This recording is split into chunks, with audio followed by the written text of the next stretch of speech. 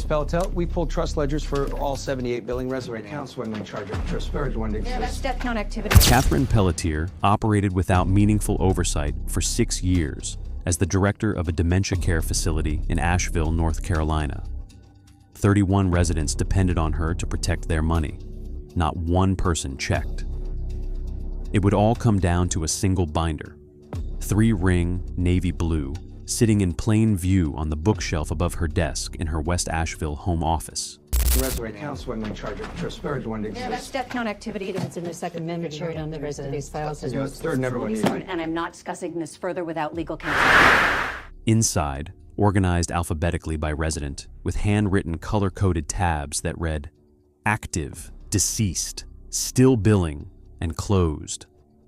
By the time federal agents finished cataloging the contents, the executive director in this footage would be facing 56 combined federal and state counts. A 6-year scheme that drained $1.6 million from dementia patients who could not, by clinical definition, notice she was doing it. Before we get into how she pulled it off, sit with one detail for a second. 7 of her victims were already dead. She kept billing their trust accounts anyway, one of them for 14 months. If that sentence landed wrong in your chest, drop a word for those residents in the comments. And if you're new here, hit subscribe. We cover the cases mainstream news won't touch, and the worst part of this one isn't the dollar amount. It's the binder.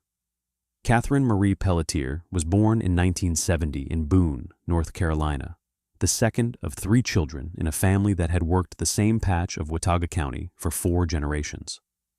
Her father, Edmund, was a regional dispatch manager for an Appalachian electric cooperative.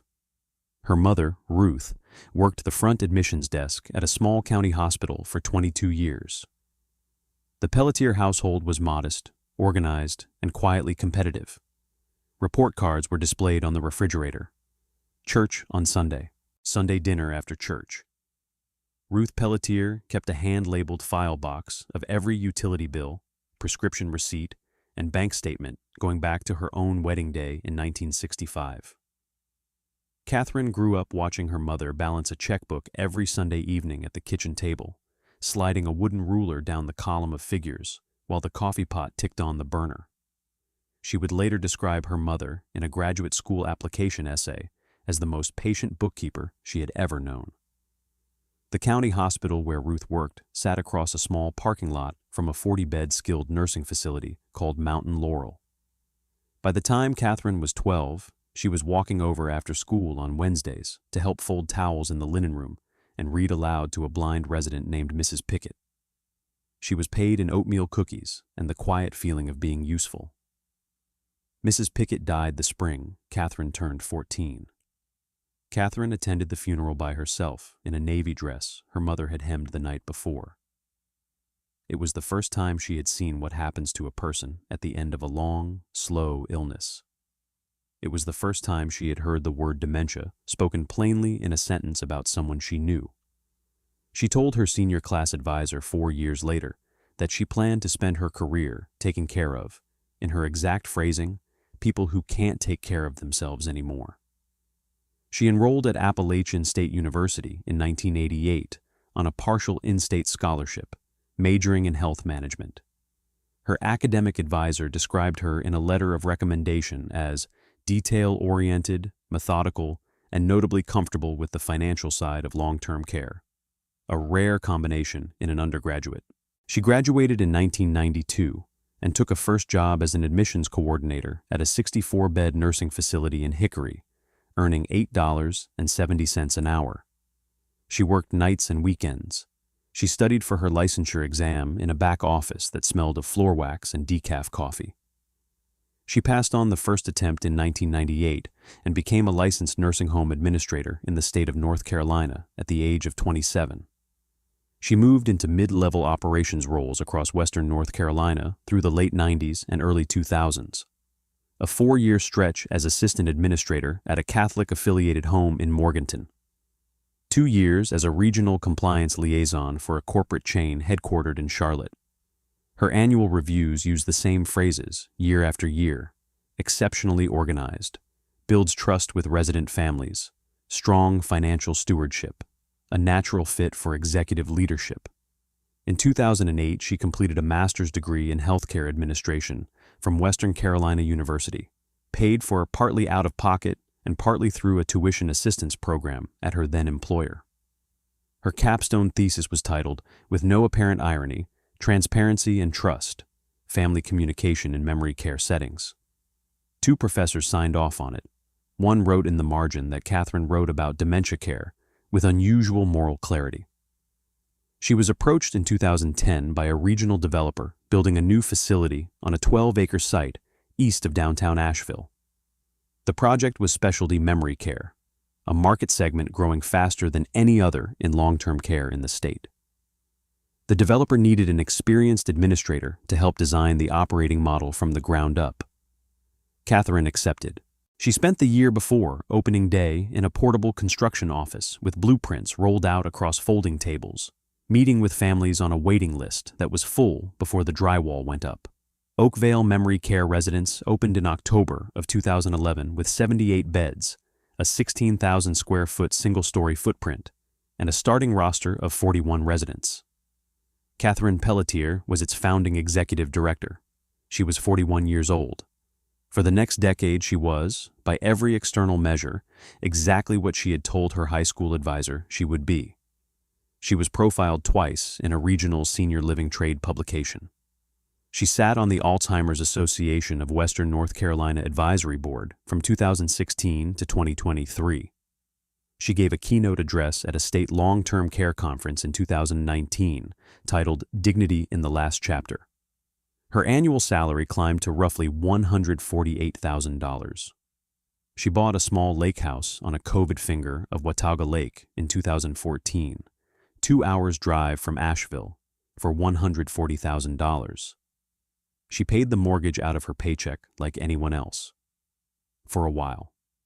The trust framework inside a dementia specialty facility operates on a transaction the residents themselves cannot witness. A memory care unit is not a hospital and not an assisted living wing. It is a locked floor, by design, where every resident has been diagnosed with a progressive cognitive disease, Alzheimer's, vascular dementia, Lewy body, frontotemporal, severe enough that they cannot reliably remember the date, manage a medication schedule, or sign their own name twice the same way on the same afternoon. The state of North Carolina requires that every resident have a designated decision-maker on file. For some residents, that is an adult child living nearby. For others, and this was Oakvale's particular demographic, the demographic Catherine Pelletier had built the operating model around. It is a niece in Phoenix, a stepson in Tampa, a great-nephew in Seattle, or no one at all. The facility was marketed to families whose loved ones had no one local to drive them to a memory care center. That was the entire selling point. Oakvale would handle it. Of the 78 residents on the roster at any given time, 31 had named the executive director, Catherine Pelletier, as either power of attorney or as the authorized signatory on their resident trust account.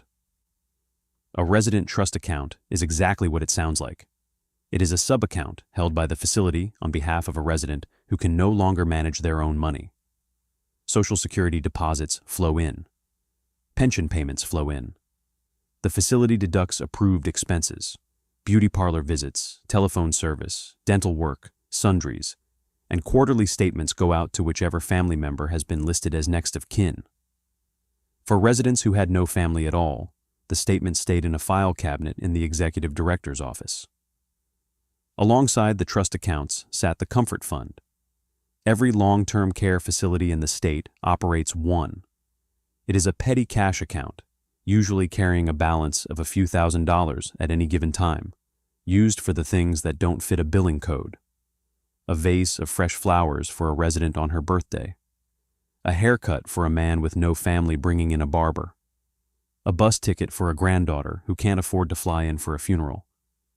The Comfort Fund is supposed to require dual signatures on every withdrawal over a small threshold. At Oakvale, by an internal policy Catherine Pelletier had personally drafted in 2012, withdrawals under $500 required only the executive director's signature. The corporate auditor who reviewed the policy in 2013 flagged it as a material control weakness. The flag was noted in an internal memo. The policy did not change. That was the architecture. A facility full of residents who could not, by clinical definition, audit their own accounts. Out-of-state family members who received quarterly statements with line items they had no context to question. A petty cash fund that required no second signature for most withdrawals. And one director with signatory authority over all of it. The system trusted her. The families trusted the system. The residents could not have understood the question if it had been asked. That trust was the entire business model, and it was about to be tested. She started small. January 12th, 2018, a Friday afternoon, the day she ordered the first signature stamp. The stamp was a standard self-inking rubber block model, ordered from an office supply catalog for $42.85, customized with the signature of a resident named Harold W., a 91-year-old widower with mid-stage Alzheimer's and a daughter who had moved to Anchorage 7 years earlier. Catherine had been managing Harold's trust account since 2016. She told the bookkeeper, a part-time woman named Margaret, who came in 3 mornings a week, that the stamp was for administrative efficiency. Mr. W. couldn't sign his own withdrawal forms anymore, she said, and his daughter couldn't fly out every month to do it for him. Margaret did not ask why a single resident warranted his own personal signature stamp. She filed the receipt under front desk supplies and went home. The first unauthorized withdrawal came 2 weeks later. $550 from Harold W.'s trust account, billed in the ledger as personal care supplement, Q1 specialty therapy. There was no specialty therapy. The money was deposited into the Oakvale Comfort Fund the same afternoon. From the Comfort Fund, $400 was withdrawn 3 days later, also signed only by the executive director, for resident birthday programming. There was no birthday programming. The $400 went into Catherine Pelletier's personal checking account at a regional credit union in Asheville. She waited a month. Then she did it again, this time with a different resident, a woman named Eleanor W., 84, a retired schoolteacher with no surviving family and a trust account fattened by 40 years of teacher pension deposits. She ordered a second signature stamp, then a third. By the end of 2018, she had stamps for 11 residents, kept in a small cherrywood box in the bottom drawer of her home office desk. The shell companies came in the spring of 2019. She drove 40 minutes south to a UPS store in a strip mall on a state highway in Hendersonville and rented a mailbox. Over the next 3 months, she registered 3 limited liability companies with the North Carolina Secretary of State, Highland Cognitive Solutions, LLC, Blue Ridge Memory Programming, LLC, and Pisgah Engagement Services, LLC. The mailing address on all 3 was the Hendersonville UPS box. The registered agent was a paralegal service in Raleigh that charged $85 a year and asked no follow-up questions. She opened a business checking account for each LLC at 3 different community banks, depositing $200 to seed each one. The signature card on all 3 accounts bore her own name. For the next 5 years, Oakvale paid invoices to those 3 LLCs. The invoices were generated on her office computer, printed on letterhead she had designed in a single afternoon, and described services that did not exist. 6-week memory engagement program, 22 residents, $14,400. Specialty cognitive enrichment workshop, March 2020, $8,700. Quarterly therapeutic music programming, 12 residents, $11,250. She approved every invoice herself and signed the disbursement forms with her own signature, which was the only signature required. The payments cleared, the money sat in the LLC accounts for a few days, and then she transferred it to her personal checking account in increments small enough not to trigger automatic bank reporting. The pattern, once it set, did not slow. It accelerated. In 2019, the running total stolen was approximately $180,000. In 2020, $240. In 2021, $290. By 2022, she was draining the trust accounts of 19 separate residents simultaneously, stamping forged withdrawal forms in batches on Sunday evenings at her own kitchen table. The same kitchen table where, 2 decades earlier, she had watched her mother balance a checkbook with a wooden ruler. Then there was the matter of the dead. A nursing home resident's trust account does not close automatically at the moment of death. It is supposed to be reconciled. Outstanding bills paid, balance distributed to the estate, account formally closed, within a window set by state regulation, typically 90 days. The executive director is responsible for initiating that process. Catherine Pelletier did not initiate it. For 7 residents between 2019 and 2023, she allowed the trust accounts to remain open after death. She continued generating monthly billing statements. She continued issuing forged withdrawal forms with the signature stamps of people who were no longer alive.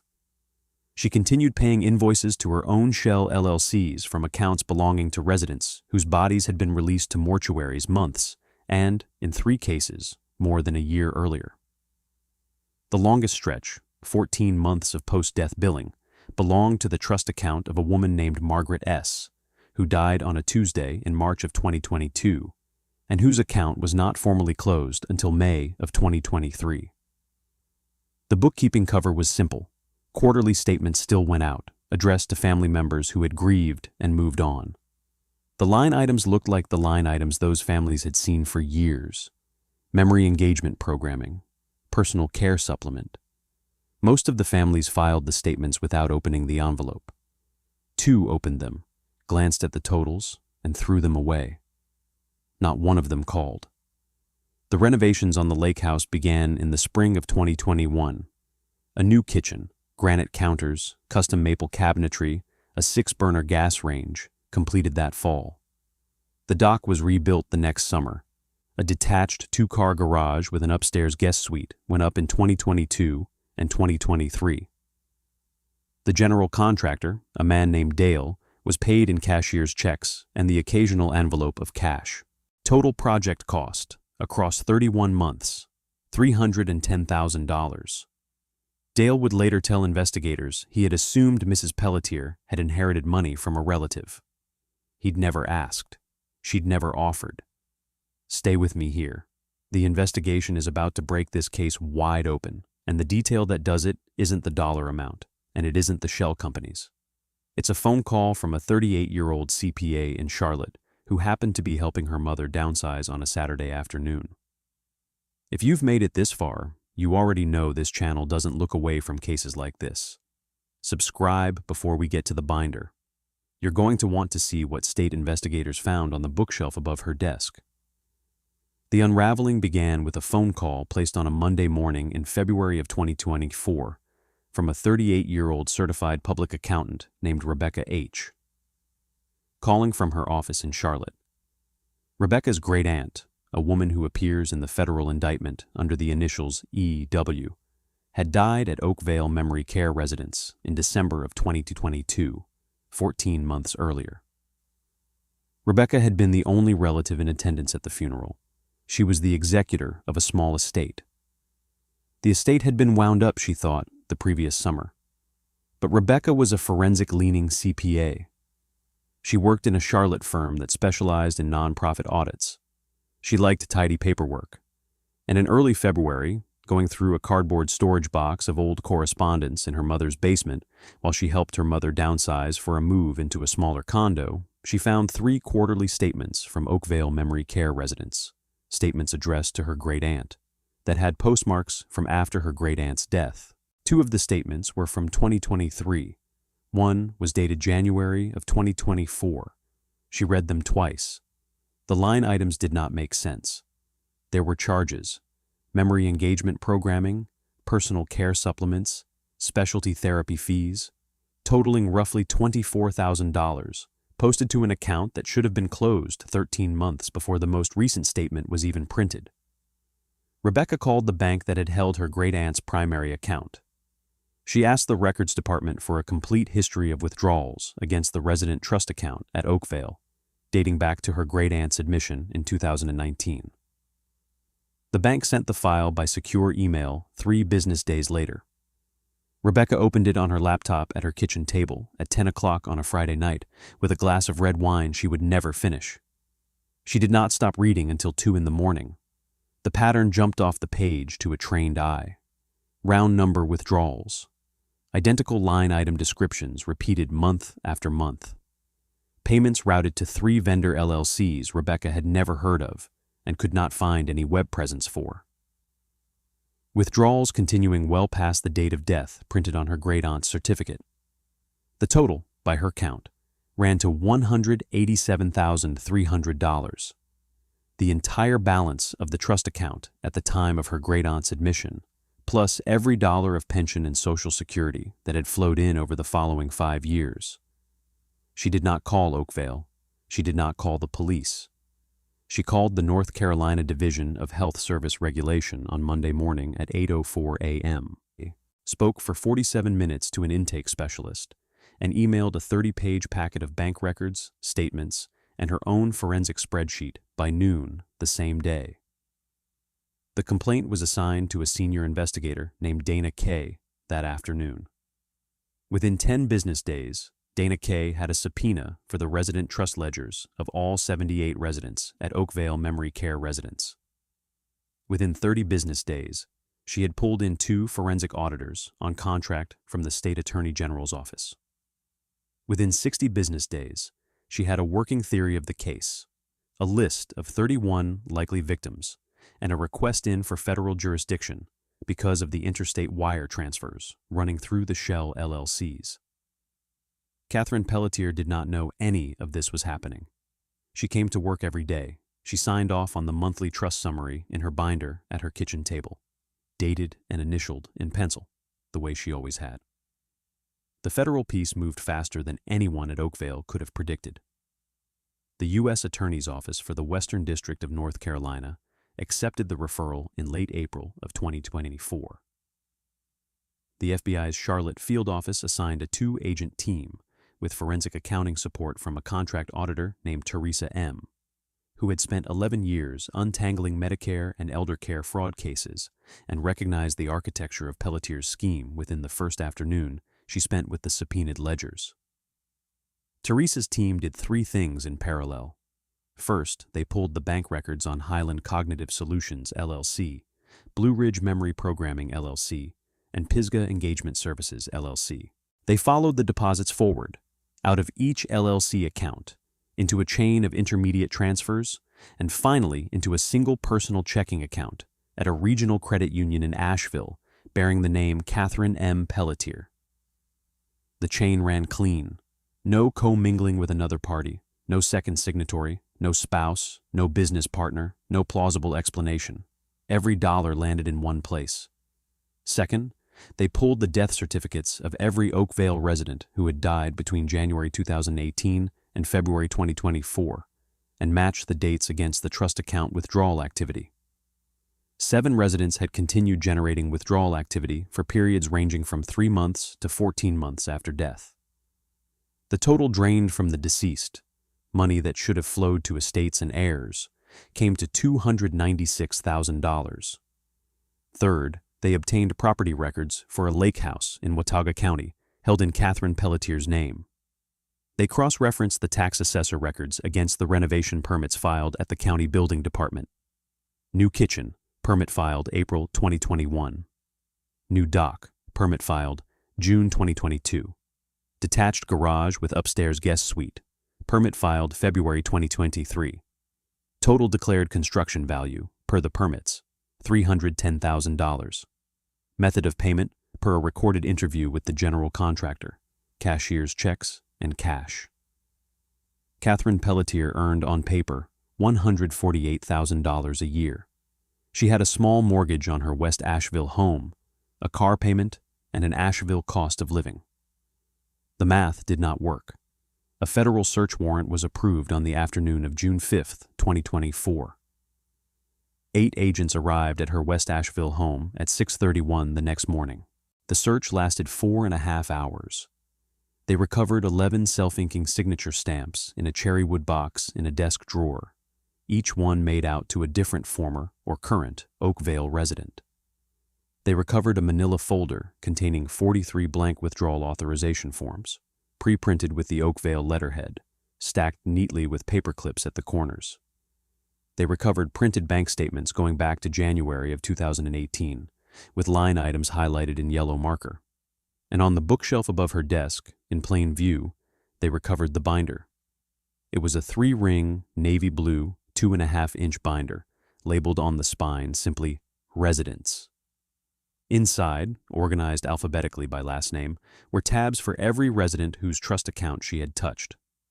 Behind each tab, in her own handwriting, was one of 3 colored adhesive labels: green for active, yellow for deceased, still billing, red for closed.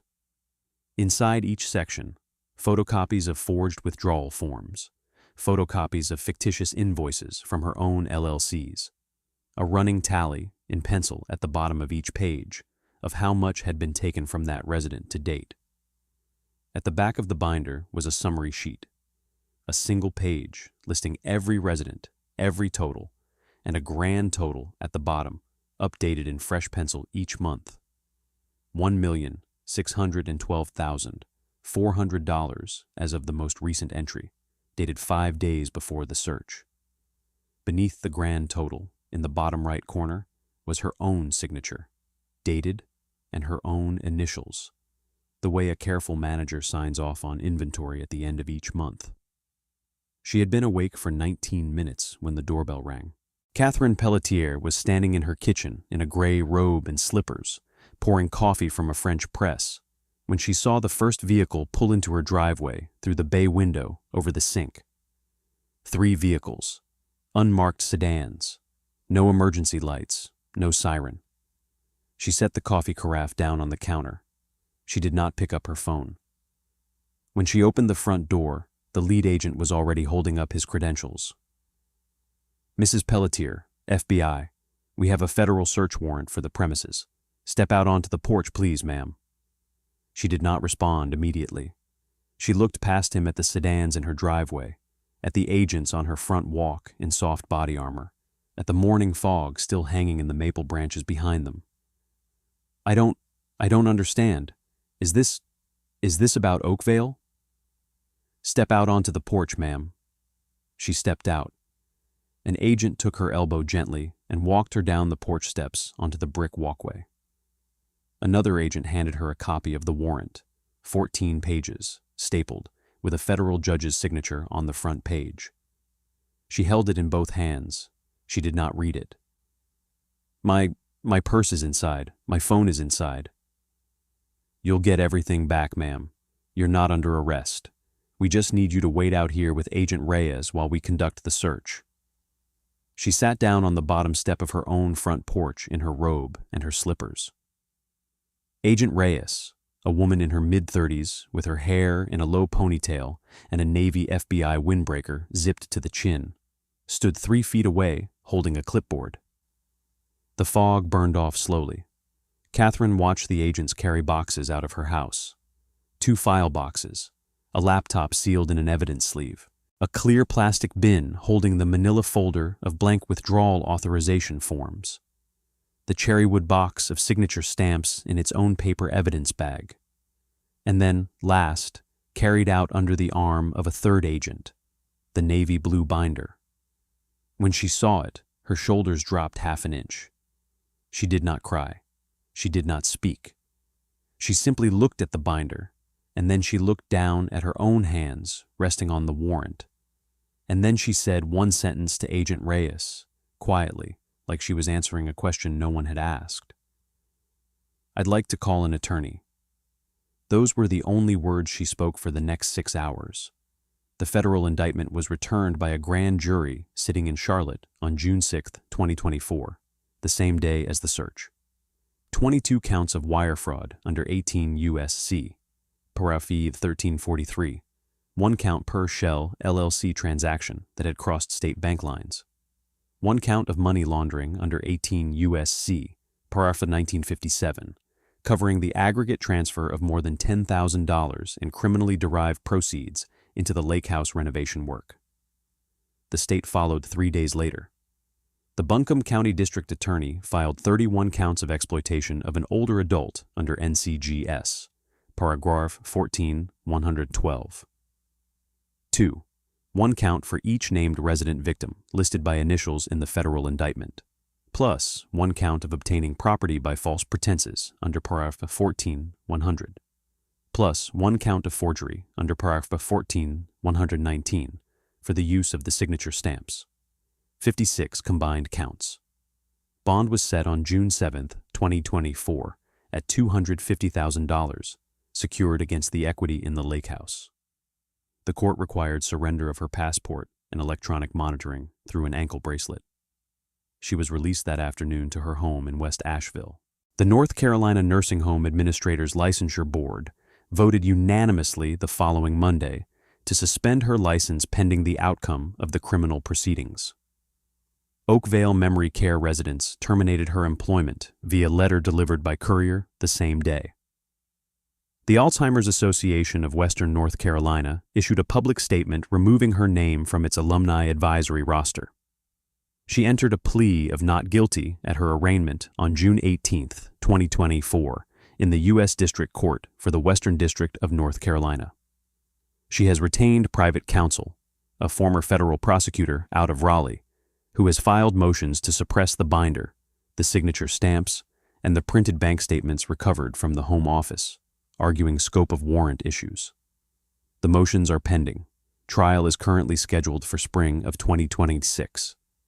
She has not, as of the date of this recording, been sentenced. The federal sentencing guideline range for the wire fraud counts, given the dollar amount and the vulnerable victim enhancement, runs approximately 78 to 97 months. The money laundering count carries a statutory maximum of 10 years on its own. The state counts, each one of the 31 exploitation counts, carries a presumptive sentencing range of 8 to 10 months, which a state judge could choose to run consecutively rather than concurrently if so inclined.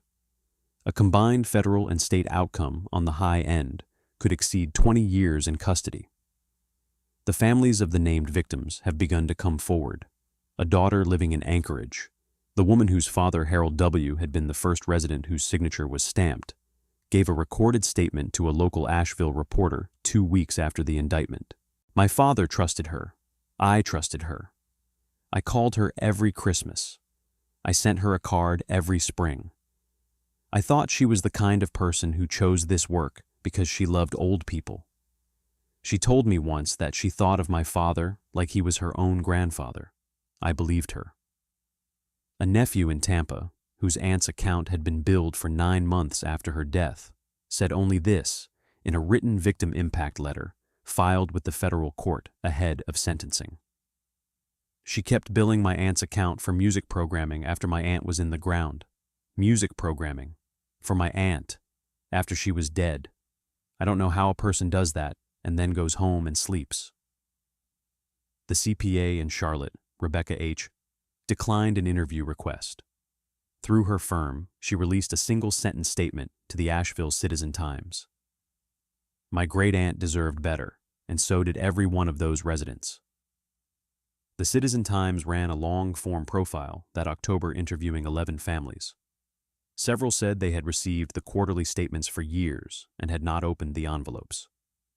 One woman, the daughter of a victim named in the indictment under the initials DR, was asked by the reporter what she felt when she finally read the bank records and saw the line items spelled out across 6 years. She thought about it for a long moment before she answered. Daughter of DR. "I felt stupid, and then I felt angry, and then I thought about my mother, who couldn't remember my name in her last 2 years, and who could not have understood a single line on any of those statements, even if someone had read them to her out loud at the kitchen table. And I realized that's exactly what Catherine, was counting on." Oakvale Memory Care residence remains open under interim leadership. The state has placed the facility on enhanced monitoring. The new administrator has implemented dual signature requirements on every Comfort Fund withdrawal, regardless of amount, and a mandatory 90-day external audit on every resident trust account, regardless of family contact frequency. The interim administrator has also instituted a policy requiring formal trust account closure within 30 days of any resident death, with the executor or named heir notified in writing by registered mail. Catherine Pelletier wears the ankle monitor 24 hours a day. She is permitted to leave her home for medical appointments, attorney meetings, and grocery shopping inside a 5-mile radius of her front door. She has not returned to the lake house since the morning of the search. The contractor's last invoice for the detached garage sits unpaid in a manila folder in her attorney's office in Raleigh. The pencil-marked summary sheet from the back of her binder sits in a federal evidence locker in Charlotte, sealed and labeled, waiting for trial. The 7 residents she billed after their deaths are buried in cemeteries spread across 4 states. None of them ever met each other in life. None of them ever knew her by name. Each one of them generated a final round of revenue for her, on average, for 8 months after their funerals. This case was almost too quiet to believe. But the one on your screen right now is louder, uglier, and somehow harder to look at. Click it before you forget.